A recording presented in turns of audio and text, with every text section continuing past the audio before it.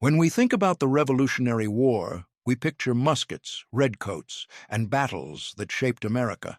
But here's the hidden truth. Wars aren't just won with weapons, they're won with what's on the plate. Washington's soldiers weren't dining in comfort, they were scraping together survival. Salt pork so tough it could crack a tooth, thin fire-cooked stews that barely filled a belly, and bread so hard it had to be soaked just to chew. Yet, these 25 meals weren't just rations. They carried men through blistering marches, freezing winters, and nights where the only question was, will we make it to morning? Stick around, because some of these meals are going to shock you, and by the end you'll see how simple, gritty food literally helped fuel the birth of a nation. 1. Beef and pork hash stew. Picture a ragged campfire on a cold Pennsylvania night. Soldiers wrapped in tattered blankets huddled close, their breath turning white in the air. Into a battered iron pot went scraps of salted beef and pork, whatever cuts hadn't spoiled yet, chopped together with onions or root vegetables if they were lucky. This was hash stew, the soldier's lifeline. It wasn't fancy, and often it wasn't even good. But it was hot, it was filling, and it gave men just enough strength to shoulder a musket at dawn. Now here's the twist. This wasn't just about flavor. Salted meat kept for months, making it one of the few things that didn't rot on long marches. Soldiers sometimes joked that the meat was tougher than their boots, but boiling it into a stew softened it enough to chew. With a hunk of stale bread on the side, this was survival served in a tin cup. And here's the breadcrumb for you.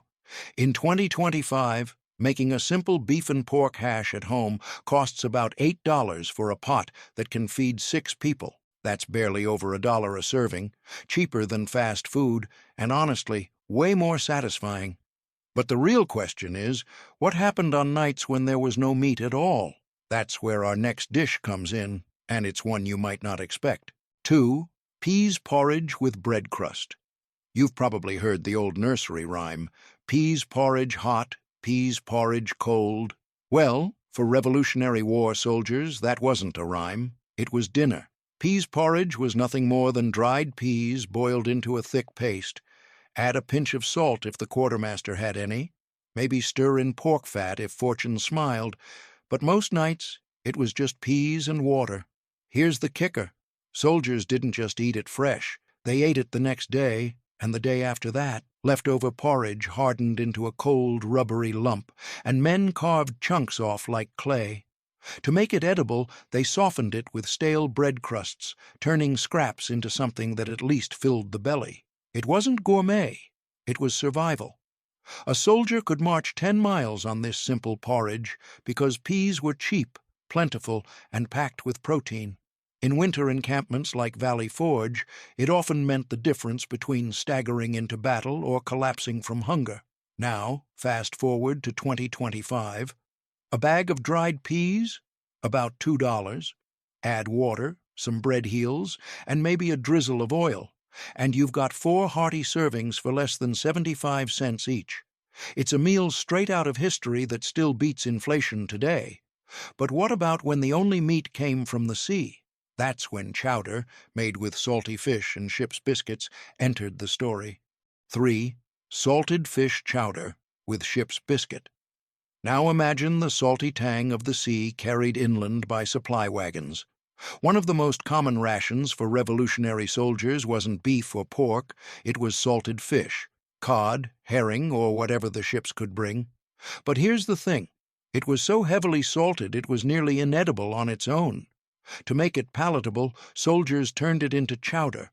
They'd soak the fish overnight to leach out some of the salt, then boil it in a camp kettle with onions, roots, or milk, if they were lucky enough to have it. Thickening it? That came from ship's biscuit, rock-hard slabs of baked flour that could last for years without spoiling.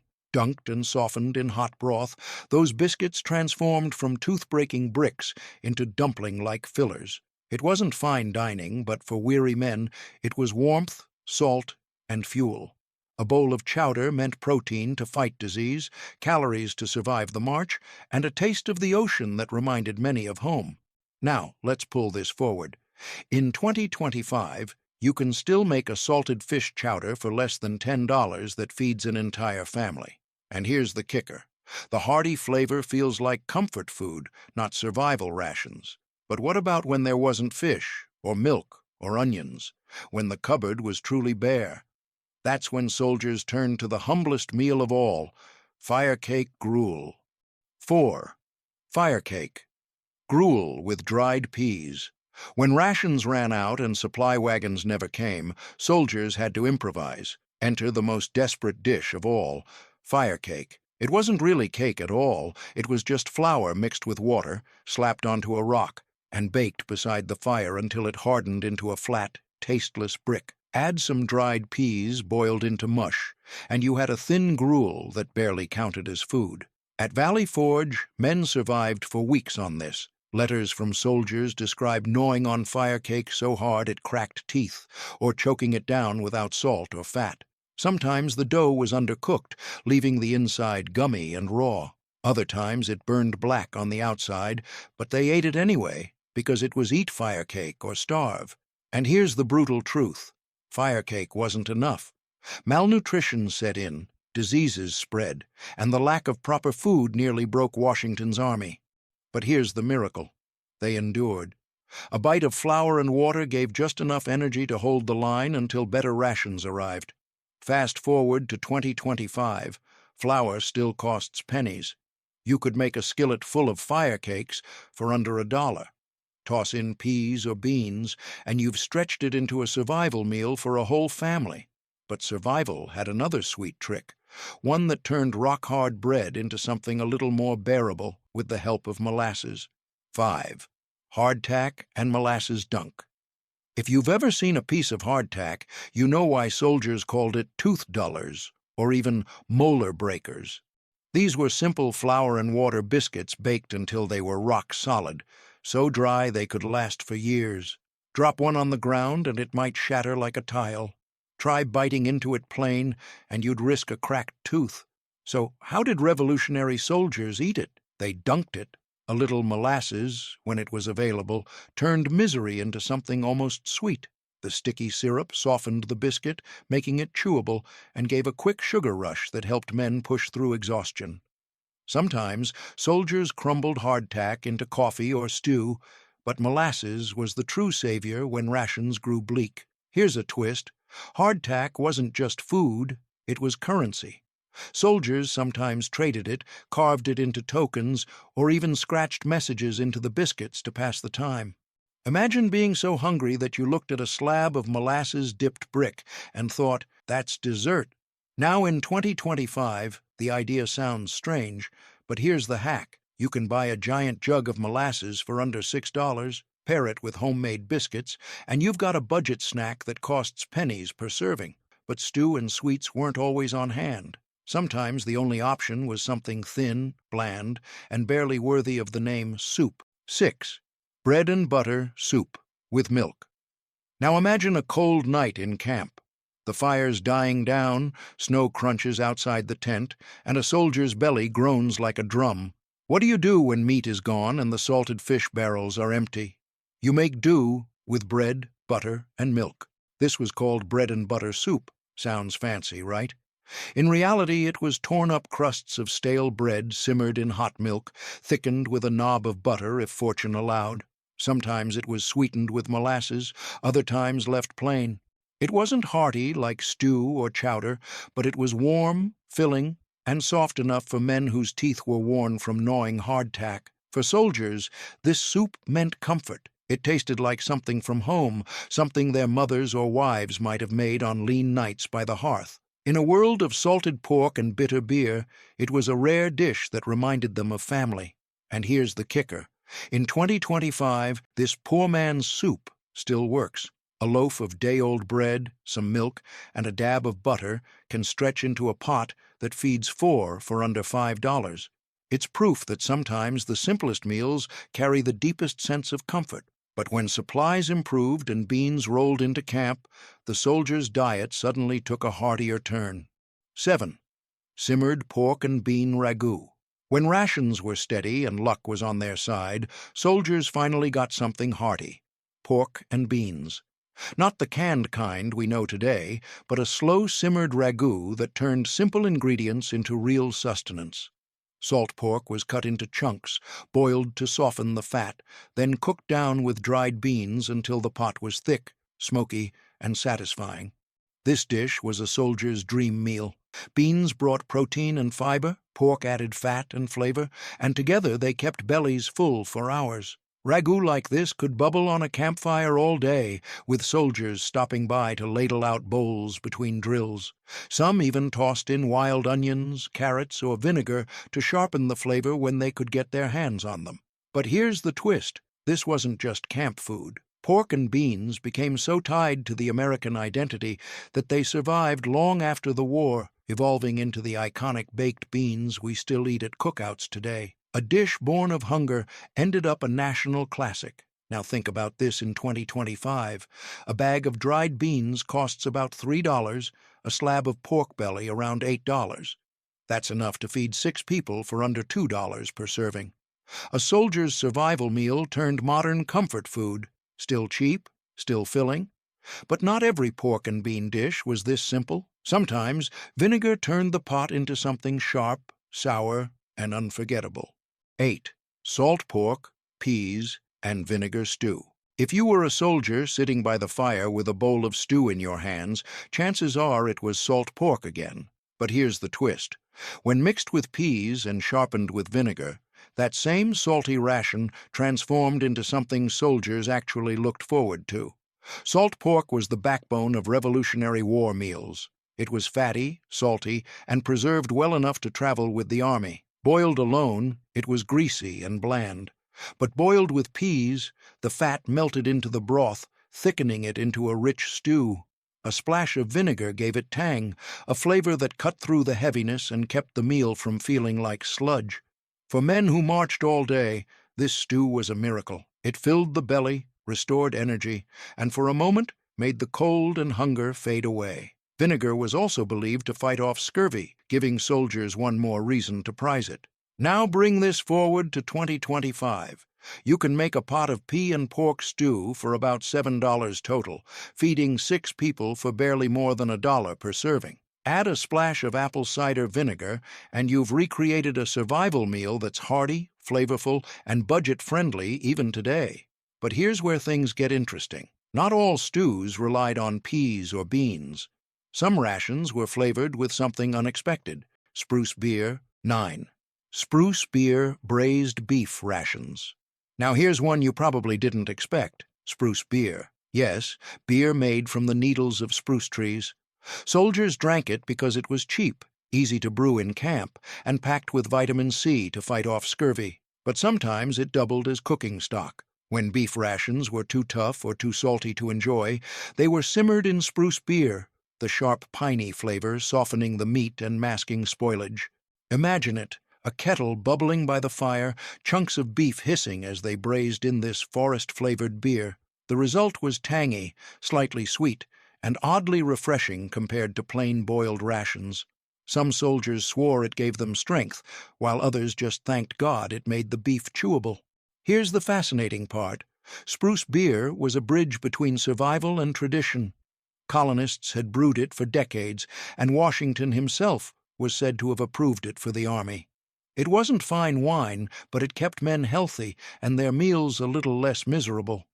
Fast forward to 2025. You won't find spruce beer at your corner store, but you can make a version at home for pennies with molasses, sugar, and a few piney sprigs. Use it to braise cheap cuts of beef, and you'll have a survival stew with revolutionary roots. But when meat ran short, soldiers turned to something far humbler, cornmeal mush, dripping with pork fat.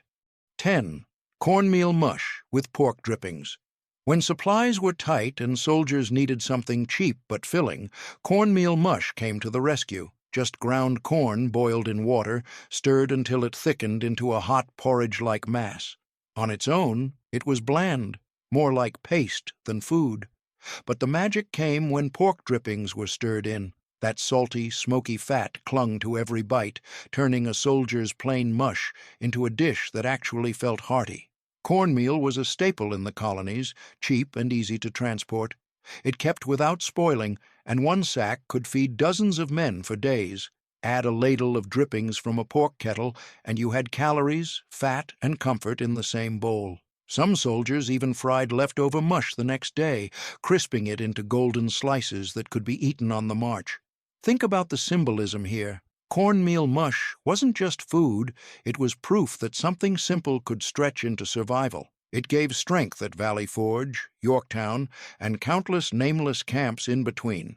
Now, fast forward to 2025, a bag of cornmeal costs about $3 and makes multiple pots. Add a little bacon grease or pork fat, and you've got a survival meal that's hot, filling, and dirt cheap, just like it was 250 years ago. But soldiers didn't just eat mush. Sometimes they roasted flour and pork together right on the fire, creating a meal both desperate and ingenious. 11. Flour and pork fire roasters. Picture this: a smoky campfire, rifles stacked in a teepee nearby, and hungry soldiers crouched with skewers in hand. What were they roasting? Not juicy steaks, not even fresh bread. It was flour mixed with water, wrapped around sticks, and roasted over the flames, with bits of salt pork tucked inside. They called it a fire roaster. The dough was simple: flour, water, and a pinch of salt if there was any. Soldiers would knead it roughly, stretch it out, and wind it around a green branch. Pork, sometimes just scraps or slivers of fat, was pushed into the dough, sizzling and dripping into the fire as it cooked. The result was smoky, chewy, and salty, something between bread and meat pie, though far rougher than either. This was battlefield ingenuity. No pans, no kettles, just fire, sticks, and raw hunger. And yet, for men who'd marched all day, it tasted like victory. Hot food straight off the flames carried a comfort that cold rations never could. Here's the 2025 angle. Flour and pork belly are still some of the cheapest staples in America. For under $6, you can make a dozen of these rustic roasters at home. Whether you're camping, saving money, or just curious about a soldier's survival hack. But soldiers also had a sweeter side. When rations allowed, they turned stale bread and molasses into a dessert that warmed the spirit: bread pudding. 12. Bread pudding with molasses. Every once in a while, camp life offered something rare: sweetness. When rations included a little flour, leftover bread, and that dark, sticky treasure called molasses, soldiers could make a dessert that felt like a feast: bread pudding. It was simple.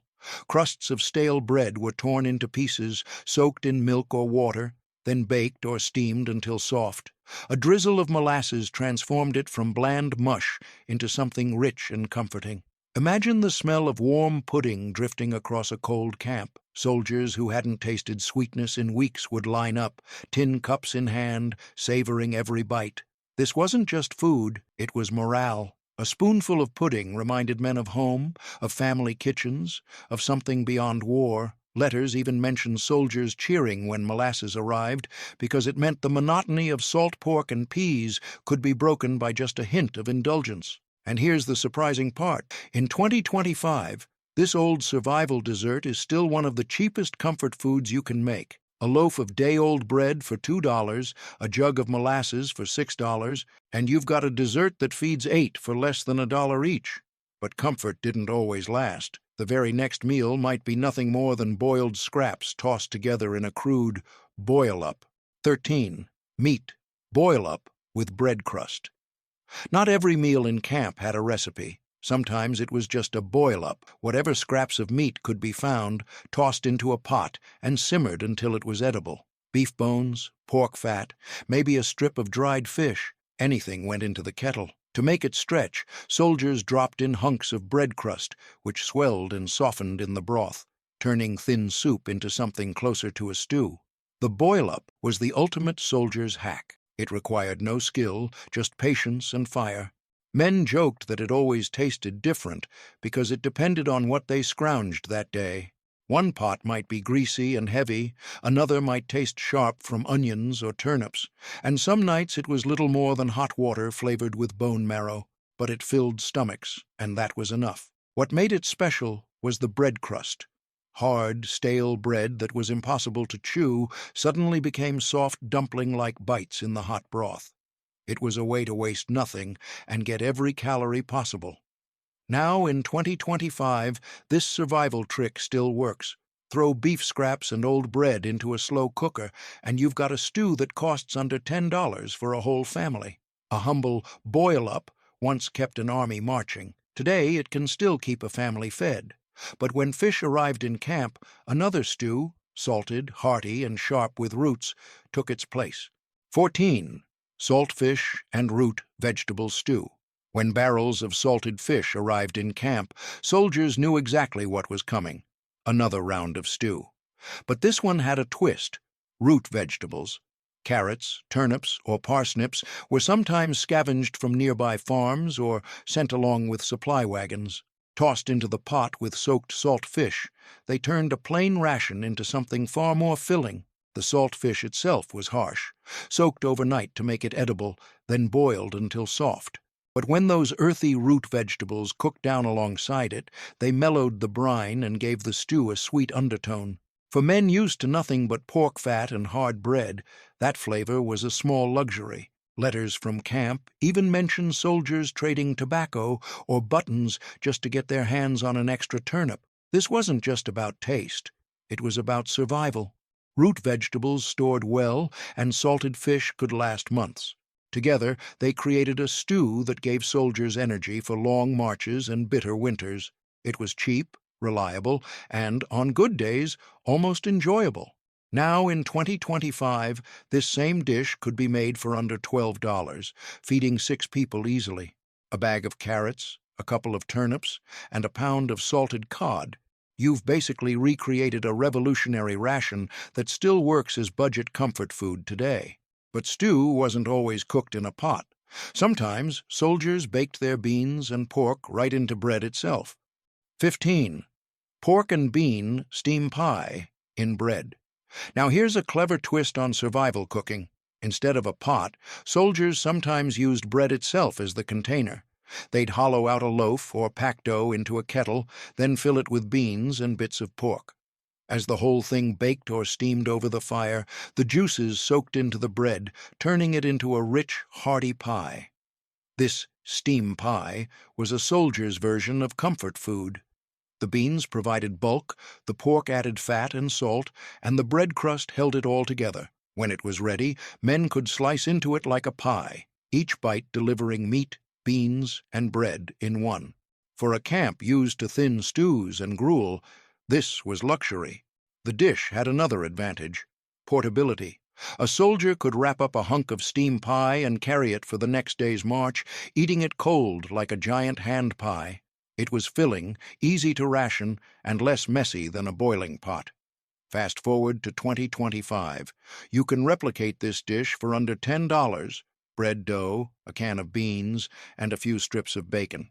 Bake it all together, and you've got a meal that stretches across multiple servings, just like it did for Washington's men. But not every bread dish was hearty. Sometimes it was reduced down to a thin, almost childlike porridge.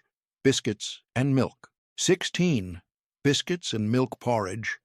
After weeks of salty pork and hard bread, soldiers sometimes longed for something gentle, something soft. That's where biscuits and milk porridge came in. It was as simple as it sounds. Ship's biscuits or camp-baked bread, crumbled into hot milk, then stirred until it thickened into a creamy, spoonable meal. For men whose teeth were worn down from gnawing on hardtack, this porridge was a relief. Warm, smooth, and mild, it felt almost like a child's comfort food. If there was molasses, they'd drizzle it on top. If butter was available, it melted into golden swirls across the surface. But even plain, it offered something rare. Gentleness in a brutal world. It wasn't just about flavor, it was about memory. Many soldiers grew up on simple porridges back home, so one bite could remind them of their mother's kitchen, of mornings before the war, of a time when food meant comfort instead of survival. In camp, that kind of reminder mattered. It gave strength of spirit as much as strength of body. Now, in 2025, you can still make this dish for next to nothing.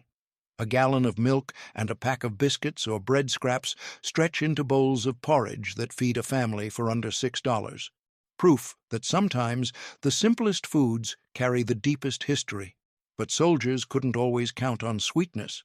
When vegetables arrived, they'd mash them with molasses into something humble but surprisingly satisfying. 17. Molasses sweetened vegetable mash. When vegetables finally made their way into camp, carrots, turnips, squash, or even parsnips, they weren't always eaten plain. Soldiers often boiled them down and mashed them into a thick pulp, then stirred in the one sweetener they treasured most, molasses. The result was a dish that straddled the line between savory and sweet, giving weary men something that felt almost indulgent. Imagine the scene. A black iron pot over smoky embers, root vegetables bubbling away until soft, mashed with the back of a spoon and enriched with a spoonful of that dark syrup. The mash was hearty enough to fill the belly, but the molasses lifted it with a rich sweetness that made soldiers pause for a moment of comfort. For men used to salt and bitterness, that flavor was a small miracle. Molasses was more than taste. It was energy. Packed with sugar and minerals, it gave soldiers quick fuel for marches and drills. And because it stored well, it was prized nearly as much as meat. Letters from camp even mentioned soldiers cheering when molasses showed up in supply wagons. Fast forward to 2025, a bag of carrots, a few turnips, and a jug of molasses cost under $10. That's enough to create a side dish big enough for a family, and it carries the same rustic comfort that once kept an army on its feet. But not every meal was sweetened. Sometimes it was bracingly bitter, like bread soaked in rum-coffee. 18. Hard bread soak with rum-coffee. When mornings came cold and damp, soldiers often reached for one thing to keep moving: coffee. But Revolutionary War coffee wasn't the smooth roast we sip today. It was bitter, harsh, and often stretched with burnt chicory or acorns. To make it bearable, and to soften their rock-hard bread, men dunked their rations straight into the cup. Add a splash of rum, and suddenly you had a soldier's version of breakfast: hard bread soak with rum coffee. This wasn't luxury, it was survival with a kick. The bread softened enough to chew, the coffee delivered a jolt of energy, and the rum dulled the edges of pain, cold, and fatigue. Officers sometimes rationed rum carefully, but when it flowed, soldiers saw it as a blessing and a reason to keep marching. Here's the deeper truth. This simple combination carried morale. It reminded men of taverns back home, of camaraderie, of stolen warmth in a world of mud and frostbite. Even when rations ran lean, a mug of rum coffee with softened bread could feel like a feast. In 2025, coffee and bread are still cheap.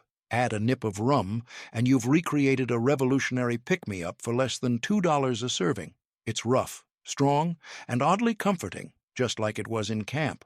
But when the army had more time, the cooks went further, thickening peas into a soup, then dropping in something surprising: pork lard dumplings. 19. Pea soup with pork lard dumplings. When supplies held steady, soldiers sometimes ate one of the heartiest dishes of the war: pea soup with pork lard dumplings. It started the same way as peas porridge, dried peas boiled until thick and green, but then came the upgrade. Cooks would drop in little balls of dough enriched with pork fat. As they simmered, the dumplings soaked up the smoky flavor and swelled into soft, chewy bites that turned plain soup into something far more filling. For soldiers, this was gold. The peas brought protein, the pork fat packed in calories, and the dumplings gave substance, something you could bite into, something that made the meal feel real. After endless nights of thin gruel, a bowl of dumpling-studded soup could restore spirits as much as strength. It wasn't just a meal, it was a reminder of home kitchens where dumplings stretched meat and broth into feasts for whole families. In camp, it served the same purpose: stretch what little the army had while making men feel like they'd eaten more than they truly had. Fast forward to 2025, flour, peas, and pork drippings still cost next to nothing. For under $8, you can simmer up a big pot that feeds 6 people, hearty and satisfying. It's proof that simple ingredients, when combined with creativity, can carry you through hard times. But when onions showed up in camp, the soldiers' bread and pork meals got a sharp, savory twist. 20. Bread and pork fry-up with onions? Sometimes soldiers got lucky. not with fresh beef or lavish pies, but with something small and powerful: onions. When added to bread and pork in a frying pan, they turned scraps into a meal that smelled and tasted like home.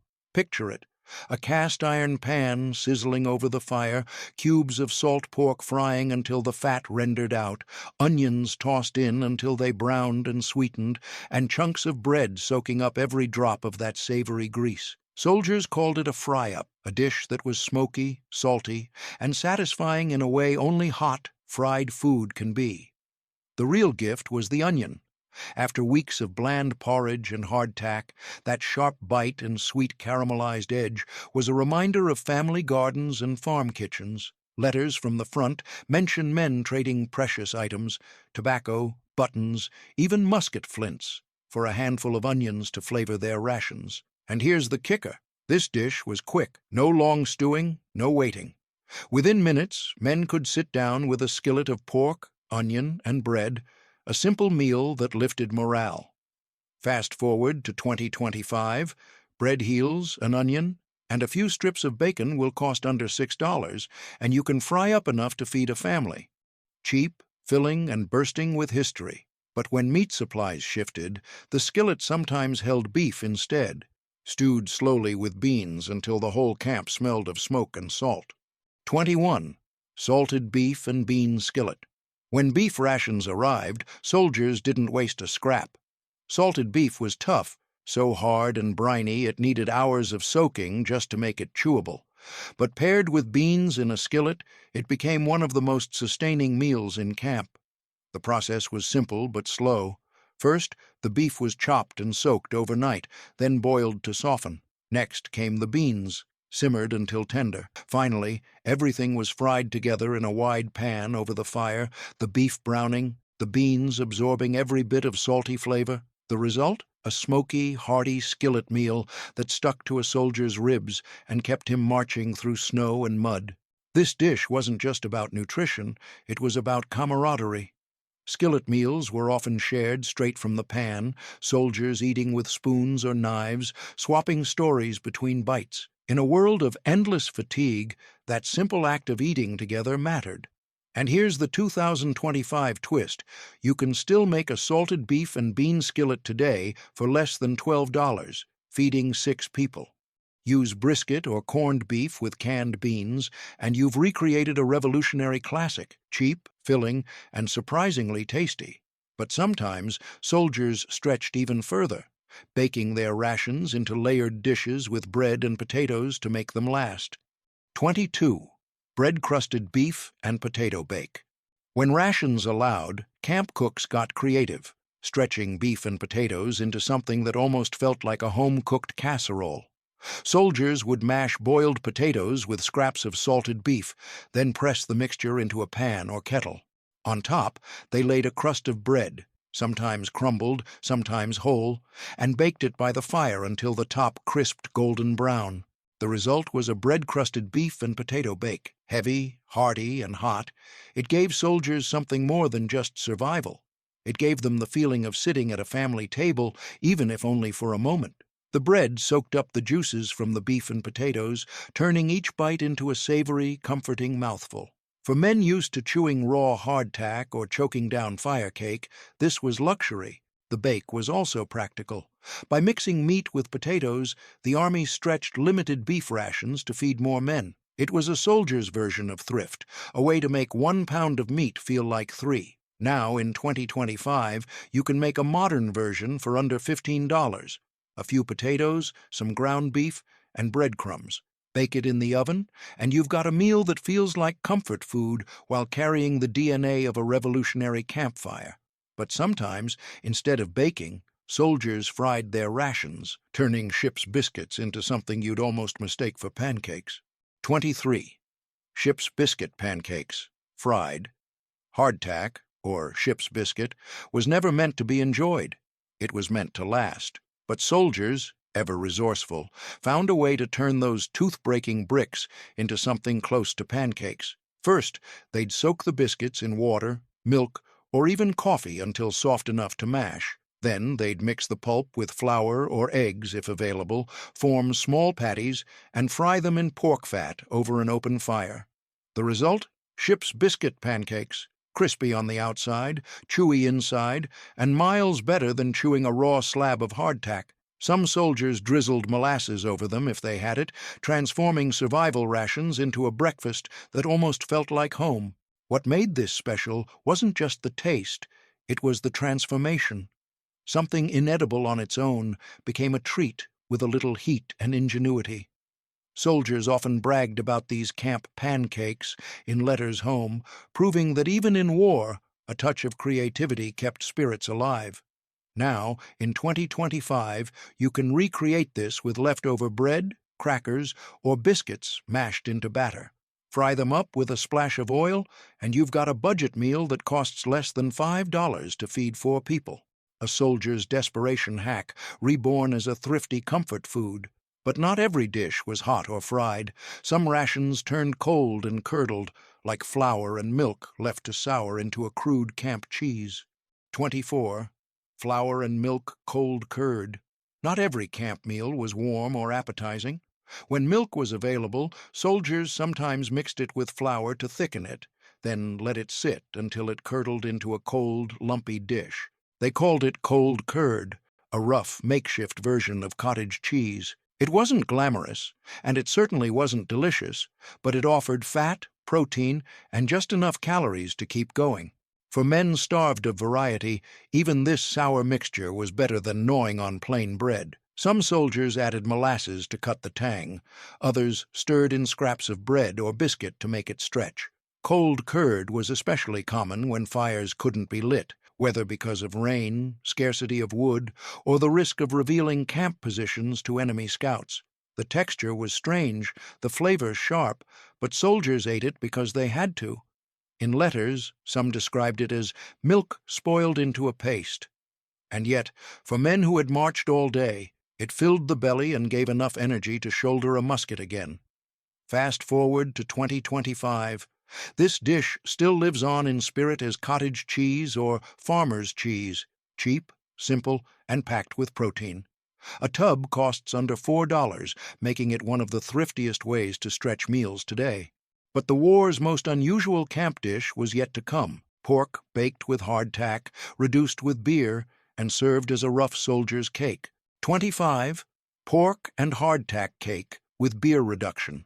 If there was one dish that showed just how inventive revolutionary soldiers could be, it was this: pork and hardtack cake with beer reduction. At first glance, it sounds almost like something you'd order at a rustic tavern.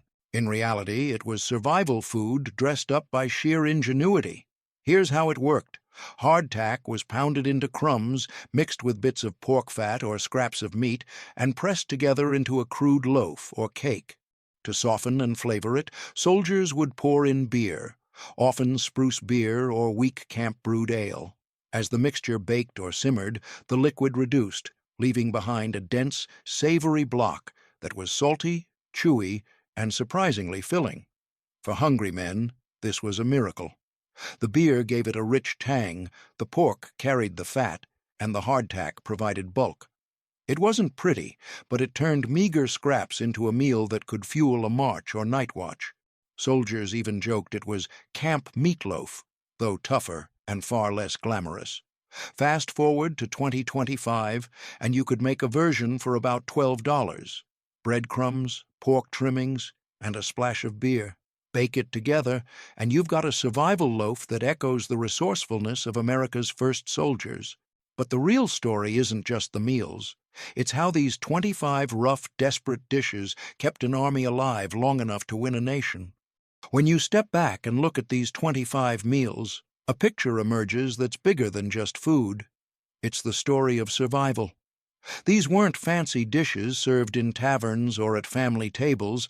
They were scraps boiled, baked, and fried into something that could keep a soldier alive for one more day.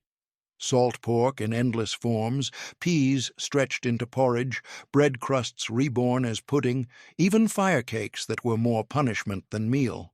All of it fueled men who had nothing but determination on their side. At Valley Forge, Yorktown, and every muddy camp in between, these rations carried an army through hunger, disease, and freezing winters. And here's the miracle. They endured. Each hard bite of bread, each sip of weak stew, was another step toward independence. Without these humble meals, there may have been no army left to fight, no victory to win, no nation to build. And isn't it striking? In 2025, most of these survival foods still exist in one form or another. Pea soup, baked beans, bread pudding, they've evolved into comfort foods, family dinners, and budget-friendly meals. What once symbolized desperation now speaks of resilience. Because in the end, food isn't just calories, it's history you can taste. It's how ordinary men, fueled by extraordinary grit, carved freedom out of hunger.